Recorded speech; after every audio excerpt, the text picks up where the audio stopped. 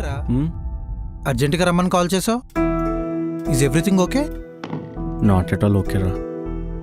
అమ్మ చనిపోయి సంవత్సరం అవుతుంది. ఆమె బతుకునే రోజుల్లో పెళ్లి చేసుకోమని తెగ బతిమలాడేది, కానీ నేను పట్టించుకోలేదు. కనీసం ఎప్పుడైనా తన కోరిక నెరవేర్చాలనుకుంటున్నా. మంచిదే కదా, ఇంకే అయితే మంచి అమ్మాయిని వెతుకుదాం. ఇంతకీ నీకు ఎలాంటి అమ్మాయి కావాలి? సాఫ్ట్వేర్ సిటీ అమ్మాయా, పల్లెటూరు తెలుగు అమ్మాయా? చెప్పు, నువ్వు అనలాగానే అమ్మాయిలు క్యూలో అది ఉంటారు. కాదురా, నాకు అలాంటి అమ్మాయి ఇలాంటి అమ్మాయి అని పర్టికులర్గా ఏం లేదు. వన్స్ పెళ్ళయ్యాక చిన్న చిన్న గొడవలకు కూడా డైవర్స్ దాకా వెళ్లకుండా ఉండే అమ్మాయి కావాలి. సో ఎలా సెలెక్ట్ చేసుకోవాలో అర్థం కావట్లేదు. నిజమేరా, నీకు గుర్తుందా మన నిఖిల్ గాడు మ్యారేజ్ 3 months వరకు బానే ఎంజాయ్ చేశారు, మామూలు హడావిడి కాదు. కానీ ఒక రోజు రాత్రి వాళ్ళిద్దరి మధ్య ఒక చిన్న గొడవ అయిందంట, అంతే డైవర్స్కి అప్లై చేసుకున్నారంట. నాకు కూడా అదే భయంగా ఉందిరా, ఏం చేయాలో అర్థం కావట్లేదు. మన ఫాదర్ గ్రాండ్ ఫాదర్ జనరేషన్లో అయితే ఆ అమ్మాయిలు సైలెంట్గా అడ్జస్ట్ అయి కూర్చునేవాళ్ళు.